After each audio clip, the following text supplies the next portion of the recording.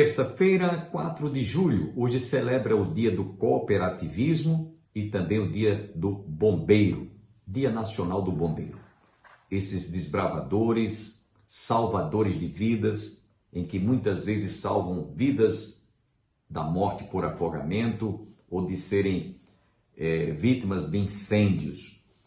E eu acredito que é um orgulho para um bombeiro ter contribuído para salvar ou resgatar vidas que estavam mais para serem ceifadas pela morte e foram abraçadas por estes salva-vidas. E em que há casos de alguns bombeiros perdem as suas vidas para salvar vidas. Parabéns a todos esses desbravadores, esses heróis que lutam para salvar vidas.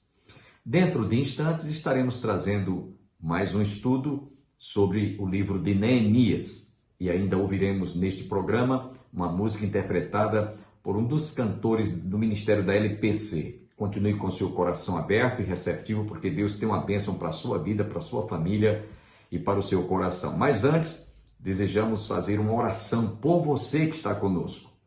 Curve a sua fronte e juntos oremos ao Senhor. Pai, queremos te agradecer por esse momento quando nós abrimos os ouvidos da alma e o nosso coração para recebermos mais uma vez a tua palavra.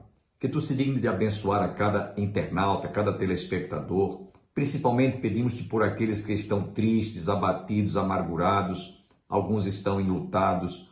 Ó Deus, te pedimos em nome de Jesus, vá ao encontro daqueles que estão hospitalizados, daqueles que estão enfermos, seja no hospital ou seja em casa, e a tua palavra venha de encontro às suas necessidades, que eles sejam abençoados por ti. Te pedimos também por aqueles, ó Deus, que estão desempregados, para que tu abras uma porta de emprego e dá o livramento, dá a solução para cada problema, para cada família, supre as necessidades de todos. Essa é a nossa oração, a qual nós a fazemos em nome de Jesus. Amém. Quero deixá-los agora com esta música para o seu enlevo espiritual, ministrada por um dos cantores do ministério da LPC.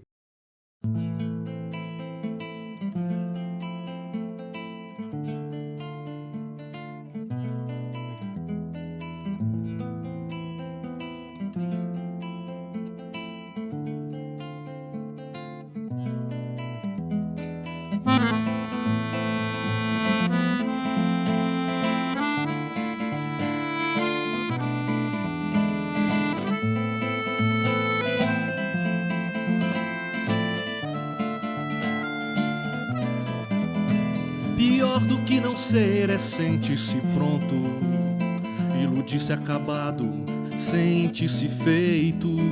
Pior do que não ver é não se enxergar, ter dois olhos para os outros e uma cegueira para si. Pior do que a mudez é não se calar, fazer das palavras suas armas ferinas. Pior do que não ter é não se amar, pois só sabe amar quem aprende a calar, quem aprende a se ver, quem aprende a ser, quem aprende a se dar.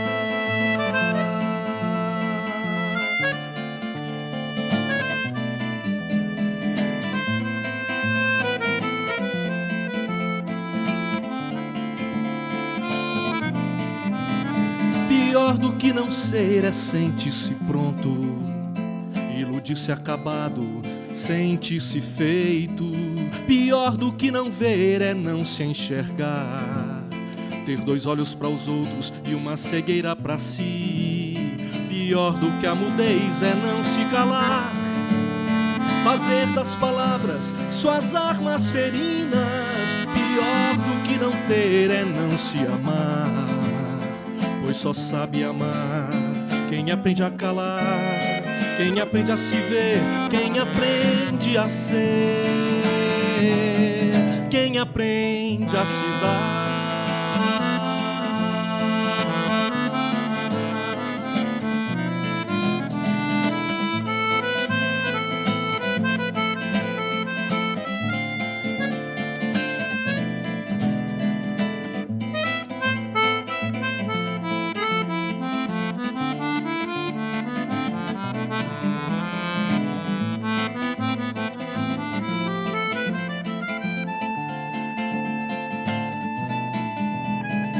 Pior do que a mudez é não se calar, fazer das palavras suas armas ferinas. Pior do que não ter é não se amar, pois só sabe amar quem aprende a calar, quem aprende a se ver, quem aprende a ser,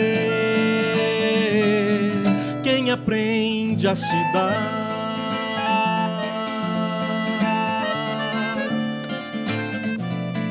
Quem aprende a calar,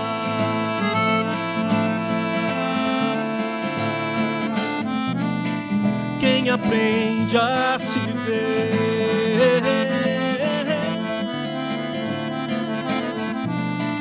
quem aprende a ser.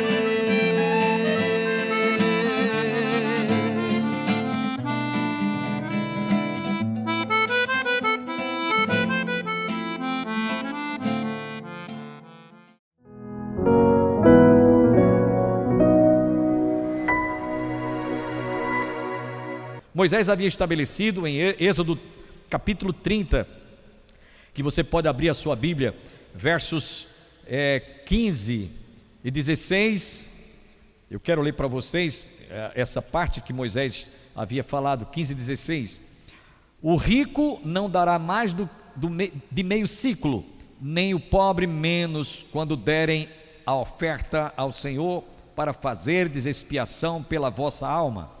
Tomarás o dinheiro das expiações dos filhos de Israel e os darás ao serviço da tenda da congregação, e será para a memória dos filhos de Israel diante do Senhor, para fazerdes expiação de vossas almas. Havia uma recomendação para que naquela nova aliança eles observassem, tanto o rico deveria dar o que era estabelecido, quanto o pobre, nem mais nem menos. Tanto era para um quanto era para o outro. E era para comprar ou para usar aquela contribuição para oferecerem como oferta para aquisição. Os filhos de Israel dariam para o serviço da tenda da congregação, que seria para a memória dos filhos de Israel diante do Senhor, e para fazer expiação por vossas almas. Ou seja, aqueles sacrifícios que eram oferecidos eram doados tanto por ricos quanto por pobres. Na nossa igreja, em nossos dias, hoje, a igreja, não é preciso fazer esse tipo de coleta como se fazia para o sacrifício dos animais, para aquisição, para o serviço na casa do Senhor. Por quê? Porque hoje não é preciso mais haver sacrifício de animais. O Cordeiro de Deus já foi imolado. Os ricos e os pobres contribuíam para que os levitas e os sacerdotes adquirissem animais para serem oferecidos. Aqueles que iam ao templo levavam, mas também eles tinham para oferecer sacrifícios de louvor a Deus. E essa contribuição não era precisa, não era mais necessária, não era preciso mais, até porque agora não há necessidade de haver expiação pelos nossos pecados. Hoje não é preciso, porque a igreja recebeu Jesus através do seu sacrifício numa nova aliança. E aí nós vamos agora para 1 Coríntios capítulo 11, versos 23 a 26, quando Jesus estabeleceu a ceia para a igreja.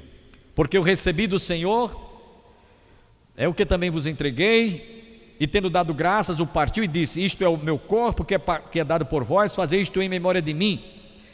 E dado por o meu corpo que é dado por vós, fazei isto em memória de mim. E semelhantemente, depois de haver ceado, tomou o cálice, dizendo: este cálice é a nova aliança. Então hoje não é preciso, irmã Leda, a gente trazer animais para ser oferecido em sacrifício para o serviço da casa do Senhor, porque o Cordeiro de Deus já foi imolado. Por isso que Jesus, quando estabeleceu, disse, quando tomou o pão, havendo dado graça de aliança, e o cálice, ele disse: este cálice é a nova aliança. Observe que no Velho Testamento havia os sacrifícios dos animais que eram trazidos para o serviço na casa de Deus. Hoje não é preciso mais, porque Jesus, ele foi quem fez essa nova aliança, dando a sua vida, o seu sacrifício. Amém, meus irmãos? E ele diz: fazer isto todas as vezes que o comeres e beberes em memória de mim, até que eu venha, até que eu volte. Vamos para a quinta aliança, antepenúltima. São 7 alianças. A antepenúltima está no verso 33. Verso 33: para os pães da proposição, e para a contínua oferta de manjares, e para o contínuo holocausto dos sábados e das festas da lua nova, e para as festas fixas, e para as coisas sacrificadas, e para as ofertas pelo pecado, e para fazer expiação por Israel, e para toda a obra da casa do nosso Deus. Aqui, meus irmãos, nessa quinta aliança, Neemias chama a atenção do povo para que eles deveriam voltar a celebrar as festas que Israel havia estabelecido, que Deus havia estabelecido para Israel sempre lembrar. Dentre essas festas, a festa da Páscoa, que era celebrada pela ocasião da saída do povo do Egito, a festa das primícias, a festa dos tabernáculos. Então, a observância também das luas novas. Isso tudo Israel tinha como recomendação dada por Moisés, inclusive lá no livro de Êxodo, capítulo 23, versículo 19: as primícias dos frutos da tua terra trarás à casa do teu Deus, não cozerás o cabrito no leite da sua própria mãe. Havia uma série de recomendações quando eles fossem oferecer aquele sacrifício pela ocasião da festa das primícias, dos tabernáculos, a Páscoa, que muita gente celebra a Páscoa de forma profana, que tem a ver coelhinho de Páscoa com cordeiro de Páscoa, cordeiro de Deus, que tem a ver a peixe, vinho com aquilo que eles ingeriam, que eram ervas amargas para lembrar o sofrimento do povo no Egito, pão sem fermento, pão asmo. Enfim, eles não deveriam deixar de celebrar estas festas, porque durante o tempo que eles estiveram no exílio, tinham deixado de comemorar. Então, Neemias diz: olha, isso tem que ser também restabelecido. Ou seja, as festas. Para a igreja, meus irmãos, que festa nós celebramos hoje? Para Israel eram as festas, tabernáculos, que ainda hoje eles comemoram, a Páscoa eles ainda celebram. Paulo diz que Paulo escrevendo aos Coríntios capítulo 5, diz que Jesus é o nosso Cordeiro Pascal. Então havia uma maneira de se interpretar a festa no Velho Testamento, como há hoje também no Novo Testamento para a igreja. E dentre as festas que a igreja celebra, uma delas é a Páscoa, conforme já citamos, não como se celebra lá fora no mundo, de forma profana, mas também nós lembramos a festa que foi realizada no dia de Pentecostes. Vocês estão lembrados que aconteceu lá em Atos capítulo 2? No dia de Pentecostes, o Espírito Santo foi derramado. E o Espírito Santo foi derramado para ficar na igreja, estar com a igreja. E todas as nossas reuniões, cultos que nós prestamos a Deus, sempre, meus irmãos, nós temos a alegria da presença do Espírito Santo em nosso meio, aquecendo, avivando, renovando a nossa fé. Então, as nossas reuniões, os nossos cultos são verdadeiramente manifestações de alegria, de regozijo, de glorificação, porque no dia de Pentecostes, do mesmo modo como o Espírito Santo foi derramado, ele veio para ficar com a igreja. Então, lembre que aquele derramamento do Espírito naqueles dias, que veio para ficar com a igreja, continua conosco, é uma verdadeira alegria. Então, se a aliança de Israel voltar a recordar as festas daqueles anos que eles tinham deixado de celebrar, estava agora assumindo esse compromisso. Vamos agora para a sexta e penúltima aliança, está no verso 36. Os primogênitos dos nossos filhos e do nosso gado, como está escrito na lei, que os primogênitos das nossas manadas e das nossas ovelhas traríamos à casa do nosso Deus, aos sacerdotes que ministram nela. Todo primogênito, quando nascia em Israel, tanto os animais quanto os filhos, eram oferecidos, eram dedicados, eram consagrados ao Senhor. Vocês lembram de Ana? Ana era estéril e ela havia feito um voto a Deus: Senhor, se tu me deres um filho varão, esse filho será consagrado a ti. Então havia também aqueles que consagravam não apenas os filhos, mas também os animais de cria. Aqueles primeiros filhotes dos animais eram consagrados também ao Senhor. Então eles entregavam os filhos mais velhos, os primeiros filhos, ao Senhor, consagravam ao Senhor. E os animais também. O exemplo que eu citei de Samuel, que Ana foi e dedicou ao Senhor. Irmãos, para a igreja, vamos aplicar isso aqui para a igreja. Quem é que nós vamos oferecer? Quem é que nós temos para oferecer ao Senhor? Quem vocês pensam que deve ser oferecido ao Senhor? Hein? Nós mesmos, irmãos. Amém? Você pode dizer amém? Nós mesmos. Não é o primeiro filho, não é A ou B ou C, somos cada um de nós. Devemos nos ofertar, nos oferecer ao Senhor. É isso que nós como igreja precisamos fazer. São as nossas vidas, é o nosso corpo, que como nós cantamos, o nosso corpo é holocausto vivo. Ofereça-o sempre ao Senhor, as nossas vidas consagradas, separadas para a glória de Deus. Nós devemos ter essa aliança, como no Velho Testamento eles ofereciam os primeiros filhos, ofereciam da criação, primeiro os animais eram oferecidos, consagrados ao Senhor. E por último, irmãos, a última aliança que Deus chamou a atenção de Neemias para que o povo observasse, está nos versos 37, 38 e 39. Eu vou ler os 3 versículos. As primícias da nossa massa, as nossas ofertas, o fruto de toda a árvore, o vinho e o azeite, traríamos aos sacerdotes, às câmaras da casa do nosso Deus, os dízimos da nossa terra, aos levitas, pois a ele cumpre receber os dízimos em todas as cidades onde há lavoura. O sacerdote, filho de Arão, estaria com os levitas quando estes recebessem os dízimos, e os levitas trariam os dízimos dos dízimos à casa do nosso Deus, às câmaras da casa do tesouro. Verso 39, porque aquelas câmaras os filhos de Israel e os filhos de Levi devem trazer ofertas do cereal, do vinho e do azeite, porquanto se acham ali os vasos do santuário, como também os sacerdotes que ministram, e os porteiros e os cantores, e assim não desampararíamos a casa do nosso Deus. Sabe de que ele está falando aqui, irmãos? Sabe de que Neemias está falando aqui? Do dízimo do Senhor. Do dízimo do Senhor, que eles tinham negligenciado. Eles tinham não só negligenciado, mas tinham desprezado.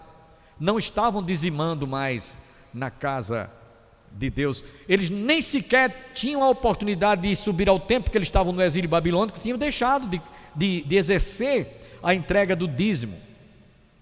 Como eles estavam voltando, Neemias diz: olha, agora vocês devem trazer o dízimo dos dízimos para os sacerdotes, para os levitas, porque inclusive os levitas foi a única tribo, a tribo de Levi foi a única que não recebeu porção de terra. A tribo de Dan, de Naphtali, de Manassés, de Efraim, todas elas receberam porção de terra, mas a única tribo que não recebeu foi a tribo de Levi. E não recebeu porque inclusive o Senhor dissera que o Senhor seria a sua porção. Ele diz isso no livro de Deuteronômio capítulo 10, verso 9 e 10. Pelo que Levi não tem parte nem herança com seus irmãos: o Senhor é a tua herança, como o Senhor teu Deus tem lhe prometido. Então a porção de Levi era o próprio Senhor, e por eles serem aqueles que eram autorizados e tinham a credencial de oferecer os sacrifícios e toda a oferta e ministrar o trabalho do Senhor no santuário, eles tinham que ter o seu sustento, e o sustento seria através dos dízimos que as tribos deveriam de entregar ou devolver, para manter a casa de Deus, para manter aqueles sacerdotes e os levitas fazendo o trabalho do Senhor. Isso para Israel, isso no Velho Testamento. Inclusive, alguns cristãos hoje, que eu vou entrar agora aqui, me perdoe, mas eu tenho que falar isso aqui. Alguns cristãos dizem que não, hoje nós estamos na dispensação da graça para a igreja, portanto não precisamos de entregar o dízimo. Isso é uma heresia, porque o dízimo é bíblico. O dízimo foi estabelecido por Deus antes da lei, foi inserido na lei, e para ser também cumprido ou exercido depois da lei, que é a dispensação da graça. A Bíblia diz que Abraão viveu muito antes de Moisés, para vocês verem que a lei, que o dízimo não fazia parte da lei. Moisés viveu depois de Abraão, primeiro Abraão, e diz a palavra, conforme vemos no livro de Hebreus capítulo 7, versículo de 1 a 3, que Abraão entregou o dízimo a Melquisedeque, rei de Salém, que era um protótipo de Cristo. Esse personagem existiu nos dias de Abraão, e Abraão, que viveu muito antes de Moisés, que foi quem estabeleceu a lei, devolveu o dízimo a Melquisedeque. Quer dizer, o dízimo já era exercitado, já era exercido antes da lei. Para você que está em casa, talvez, ou alguém que está aqui, que não é a favor de se entregar o dízimo, porque diz que o dízimo era a dispensação da lei, o dízimo foi exercitado antes da lei. E eu lamento porque tem muitos crentes que estão roubando a Deus, mas roubando mesmo, a palavra é essa, conforme diz lá em Malaquias capítulo 3, versículo 10: em que me roubais? E ele diz, o próprio Deus responde, nos dízimos e nas ofertas. O dízimo não é meu, é do Senhor. Eu não vou pagar o dízimo, eu estou devolvendo a Deus o que é de Deus. Tudo que eu tenho é Ele que me dá, tudo que você tem é Ele que lhe dá, e de tudo que Ele nos dá, Ele pede apenas a 10ª parte. E do mesmo modo como os ricos, como vocês viram aqui, os ricos não eram para dar mais nem menos, como os pobres não eram para dar mais nem menos, a mesma coisa em relação ao percentual do dízimo. 10% de R$10 é o mesmo valor de 10% de 1 bilhão de euros. Quem entrega ou quem devolve o dízimo de 1 bilhão de euros está entregando a mesma quantia, o mesmo valor de um dízimo equivalente a R$10. Não há maior nem menor. Na matemática, esse percentual, ele é equânime, ele é do mesmo nível, tanto quem dá muito o valor pelo salário que ganhou, como que dá menos pelo salário que ganhou, é 10%. Antes da lei, foi inserido na lei por Moisés, e depois da lei. Se você for ler em Mateus, aí para a igreja que eu estou trazendo isso aqui agora, Mateus capítulo 23, versículo 23 nos diz: ai de vós, escribas e fariseus, porque entregais o dízimo do endro, do cominho e da hortelã, e desprezais os preceitos mais importantes da lei, a fé, a justiça e o amor. Devíeis fazer estas coisas sem omitir aquelas. Foi Jesus quem disse isso, e o próprio Jesus disse: dai a César o que é de César, e a Deus o que é de Deus.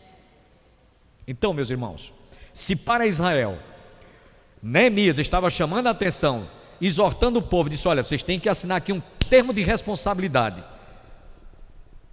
Essa nova aliança que nós estamos renovando agora não pode ser quebrada, vocês devem ser dizimistas.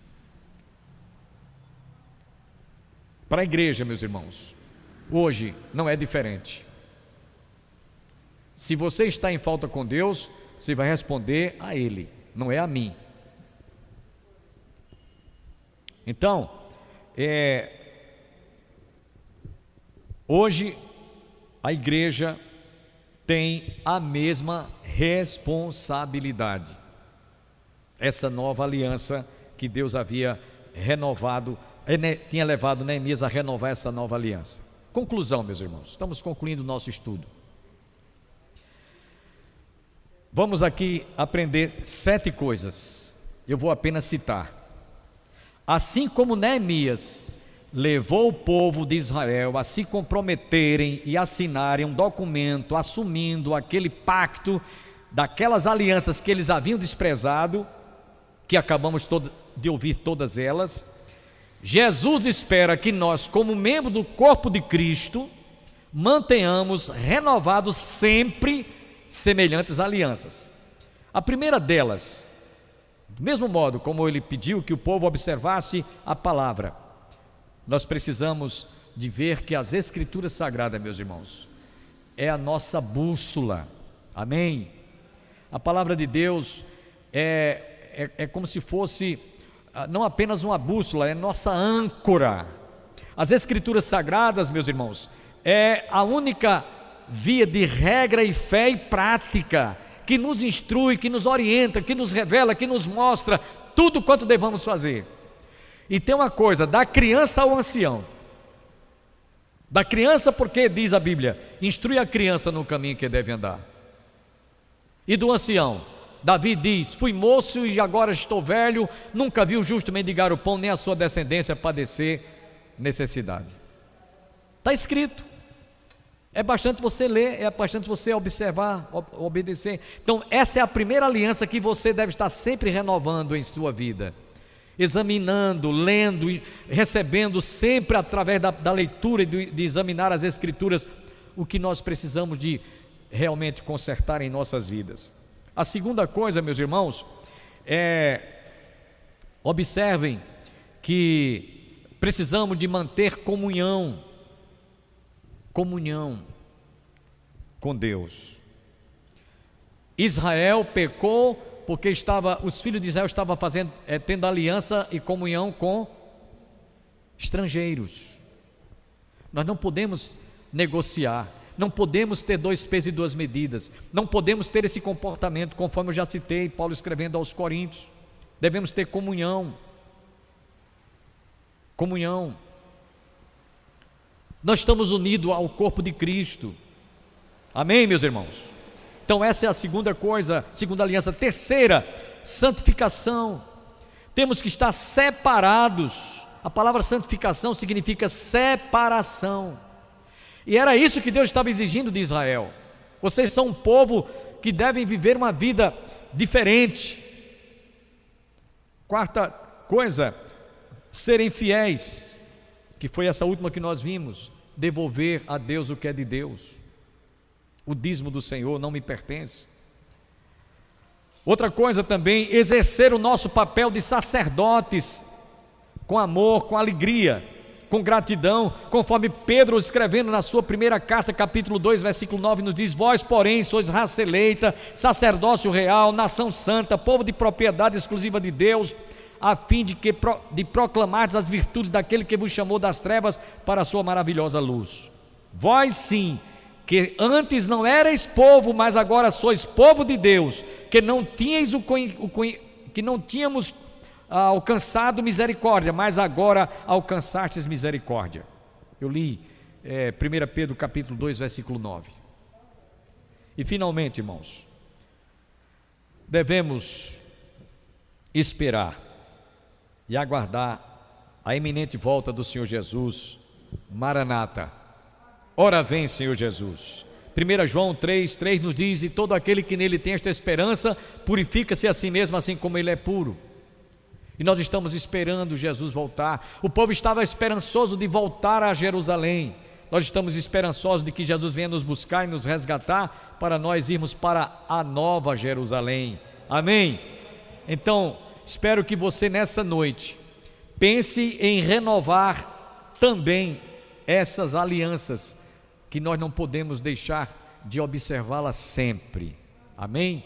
Acredito que você foi profundamente enriquecido e abençoado através da exposição desse estudo sobre o livro de Neemias. Há muitas pessoas que não conhecem a história de Neemias, mas ele foi um dos homens levantados por Deus para restaurar a nação de Israel, que estava no exílio babilônico, e o Senhor os resgatou através de Neemias e Esdras, e inclusive restauraram as muralhas que estavam caídas em Jerusalém, as portas de Jerusalém estavam incendiadas, e o templo estava destruído. Eles restauraram a cidade, restauraram as muralhas, restauraram o templo e restauraram também o culto que o povo, desde o exílio, e do cativeiro babilônico, haviam deixado de prestar culto a Deus no templo. Quando eles voltaram, Neemias foi levantado por Deus para restaurar tudo. Portanto, espero que todos que estiveram conosco tenham sido abençoados através da exposição desse estudo do livro de Neemias.